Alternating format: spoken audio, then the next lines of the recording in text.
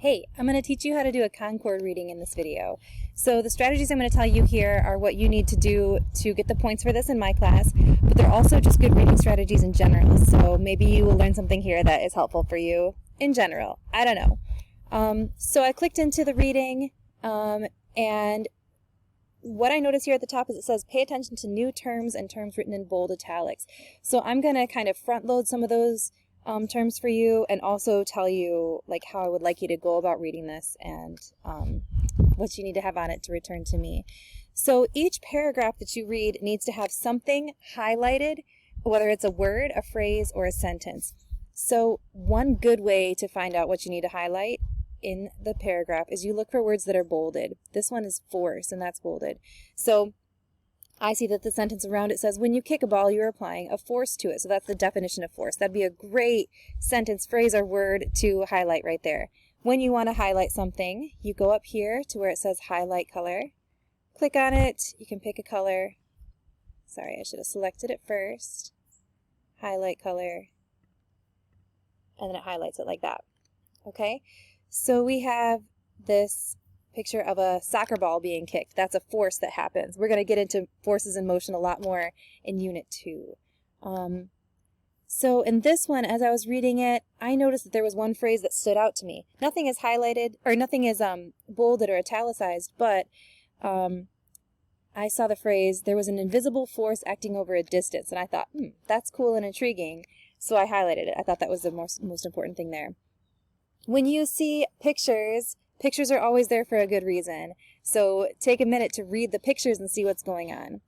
We have this pieces of tape which are pulling together without touching, and we have the tug of war where people are pulling on a rope going in different directions. So now I see this word repulsion. Repulsion is the opposite of attraction. Attraction is where things naturally want to stick together, and repulsion is where they like they don't want to stick together for whatever reason. The two tapes repel each other. We're going to look into these reasons why this happens. So repulsion is where they like get together. It's like when you have two magnets that are both like north ends together. They just, they don't want to go together. That's repulsion. Then attraction is like when they get together and they just go and they stick. So the things that cause this, it's called an electric force.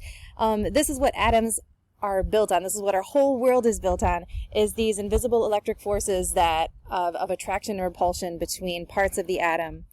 In order for objects to interact through an electric force, they must be electrically charged.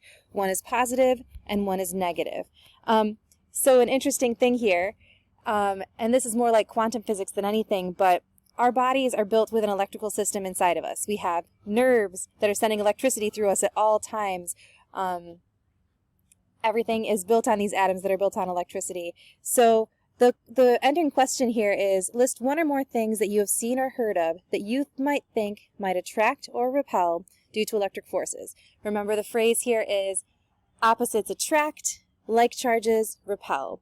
So do you think that people's personalities can attract and repel in this same way? Do you feel that sense of either attraction, like you just see somebody from a distance and you're just like, yes, we should be friends, or repulsion, like you see somebody from a distance and you're just like, ooh, keep my distance? Have you had that experience before? And are there other physical things that you've seen that attract or repel due to electrical charges, due to magnetism, whatever? What do you think? Thanks.